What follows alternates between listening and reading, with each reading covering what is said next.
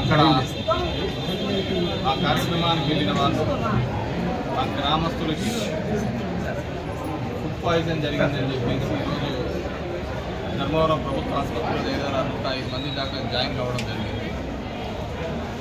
Vomitings multiple times 4 సార్లు 5 సార్లు vomitings అయినాయని చెప్పేసి ఇక్కడ చిన్నపిల్లలు ఉన్నారు, వృద్ధులు ఉన్నారు, అందరూ ఉన్నారు. అక్కడ ఫుడ్ పాయిజన్ ఏదో జరిగింది. ఇంకా పూర్తి వివరాలు తెలియాల్సి ఉంది ఏ విధంగా జరిగింది. ఇప్పటి వరకు అయితే చేరిన వాళ్ళందరూ కూడా స్టేబుల్గా ఉన్నారు. వాళ్ళకి సంబంధించిన ఫ్లూయిడ్స్, యాంటీబయాటిక్స్, అదేవిధంగా ప్యాంటాక్ ఇవన్నీ కూడా డాక్టర్స్ ప్రొవైడ్ చేస్తున్నారు. సో ఐ థింక్ వాళ్ళు తొందరలోనే కోరుకుంటారని అనుకుంటున్నాను. సో ఎవరికి పెద్దగా ఎక్కడెక్కడ సీరియస్గా లేదు.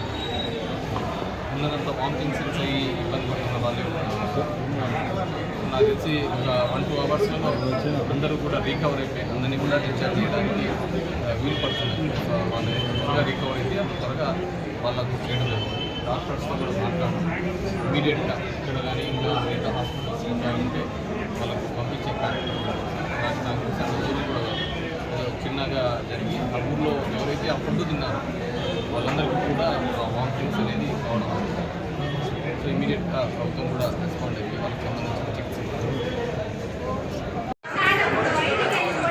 ఇంకా 10% లేదు. బాగుండారు, సీరియస్ ఎవరు లేదు, అందరికీ బాగా పడుతున్నారు. సరే సరే ఏమొద్దు, స్పందనాలు ఉన్నారు. మేము పెద్ద హాస్పిటల్ ఏమో వస్తాం కొంచెం. సరే